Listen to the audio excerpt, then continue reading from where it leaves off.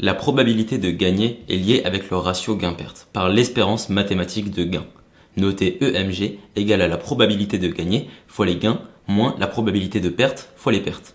On va casser le mythe du bon money management, du ratio gain-perte de attention, surtout pas inférieur à 2 pour 1 et qui ne parle pas non plus du ratio de 10 pour 1. Pour gagner de l'argent en trading, il ne suffit pas de répéter des trades à forte probabilité de gagner. Il faut prendre en compte le ratio gain-perte. Si tu gagnes 80% des trades, mais que quand tu perds 4 fois plus que ce que tu gagnes, alors ce n'est pas une stratégie gagnante, car l'espérance mathématique de gain est nulle. EMG égale à 8 fois 1 moins 2 fois 4, ce qui est égal à 0. Bon, ça, la plupart des traders l'ont compris, mais seulement partiellement, car à partir de ce constat, ils vont imposer l'idée qu'un bon money management est indispensable avant de prendre un trade. Il faut minimum un ratio de 2 pour 1, diront-ils.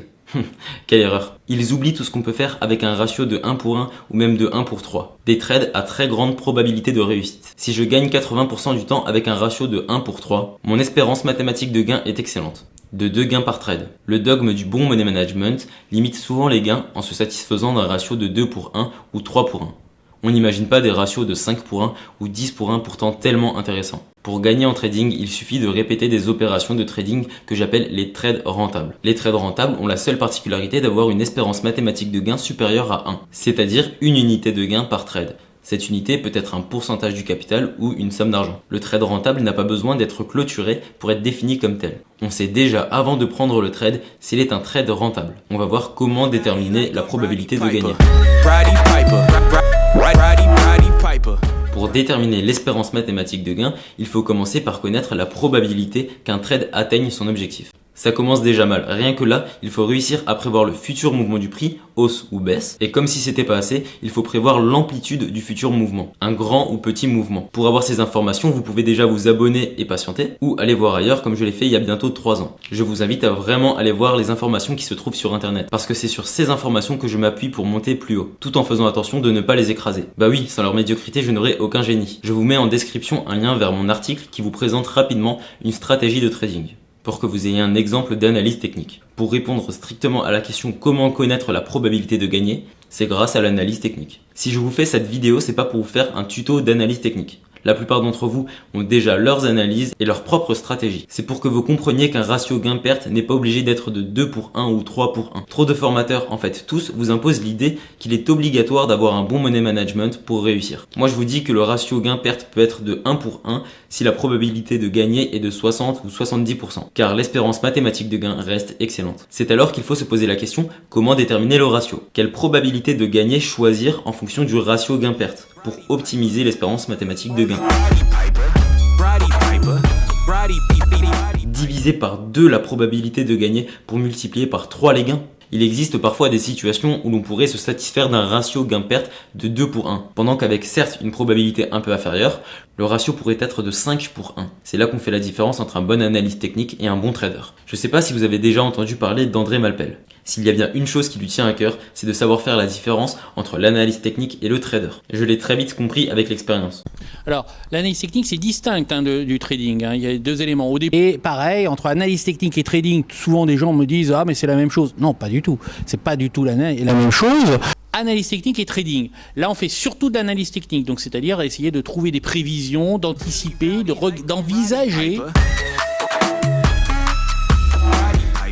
Je vais mieux me faire comprendre que lui. L'analyse technique s'intéresse à prévoir le futur mouvement du prix. Sa compétence est de savoir dire si ça va monter ou ça va baisser. Pour le trader, il faut ajouter l'espérance mathématique de gain, c'est-à-dire l'optimisation, le compromis entre l'amplitude du futur mouvement et le money management. En trading, on ne peut pas se permettre d'avoir un stop loss et un take profit fixe. On va souvent voir chez certains traders un stop loss à moins 10 et un take profit à plus 20. Le fameux ratio de 2 pour 1 ou rien. Mais le trader qui fait ça, il considère que le marché a une volatilité linéaire. Or, l'expérience montre que lorsqu'on met un oscillateur comme le RSI, les stochastiques ou le MACD, on remarque que le prix va d'équilibre en déséquilibre, de contraction en étirement. On ne peut pas considérer le marché de manière linéaire. Donc il est évident que lorsque la volatilité est forte, notre objectif doit changer. Il faut que pendant que la volatilité est forte, notre target soit beaucoup plus important que notre stop loss. Par exemple, le ratio de 4 pour 1 ou de 5 pour 1. Et lorsque nous sommes dans une phase où la volatilité est faible, nous allons avoir le contraire. C'est-à-dire un stop loss qui est beaucoup plus large que le target. Par exemple, un ratio de 1 pour 3 ou 1 pour 4. On remarque facilement que le marché passe 10% de son temps en cassure, 30% en tendance et 60% du temps en range. Il est important important de comprendre que pour avoir une espérance mathématique de gain constante et bonne, il faut que pendant la cassure, le TP soit bien supérieur au stop loss. Que en tendance, le TP soit à peu près égal au stop loss et que en range, le TP soit inférieur au stop loss. En conclusion, on a vu l'importance de l'espérance mathématique de gain qui reconnaît un dogmatisme du money management, que la qualité d'une stratégie se mesure en espérance mathématique de gain et non en probabilité de réussite. On verra plus tard qu'il faut encore prendre en compte la répétabilité de la stratégie et de la gestion de risque par trade. Ayant conscience de la scalabilité des produits financiers, un événement imprévisible et très puissant comme un attentat, une guerre ou une récession est pris en compte. J'ai donc trouvé un moyen d'en profiter. Avoir une stratégie proche d'une probabilité de gagner de 50%, avec un ratio gain-perte d'au moins 5 pour 1. Cela vous permet de profiter de l'incertitude des marchés. Car si cet événement extrémistané arrive, il aura une chance sur deux d'atteindre mon stop loss ou mon objectif, dû à la hausse de la volatilité. Mon espérance mathématique de gain reste inchangée, voire même améliorée si la probabilité de gagner était inférieure à 50. Au-delà du divin strict money management, la peur de tous les scalpers. On entend souvent dire « je ne veux pas prendre de position en intraday et en swing pour m'exposer le moins de temps possible aux signes noirs. Imprévisible et trop puissant. » En fait, je pars du principe que déjà le temps c'est du risque. Donc à partir du moment où on trade draguer encore plus, il est susceptible de donner une news qui peut faire bouger le marché excessivement toutes les secondes. Si cet événement extrémistané arrive, il aura une chance sur deux d'atteindre mon stop loss ou mon objectif, avec un ratio gain-perte d'au moins 5 pour 1. Donc je pourrais pas me dire il va monter ou va descendre, on ne sait pas vraiment. Là il a ouvert le débat en disant qu'il allait continuer le QE, qu'il allait augmenter le QE. Donc on sait que ça va quand même, l'euro-dollar va chuter, donc les indices vont monter, en théorie. Mais à n'importe quel moment il peut dire un but qui va faire remonter le marché. Il aura une chance sur deux d'atteindre mon stop loss ou mon objectif, avec un ratio gain-perte d'au moins 5 pour 1. Par exemple. Et justement, moi, je veux éviter tout ça en rentrant et en sortant très très vite. Donc c'est ça le principe. Je suis motivé par ça, le temps c'est du risque.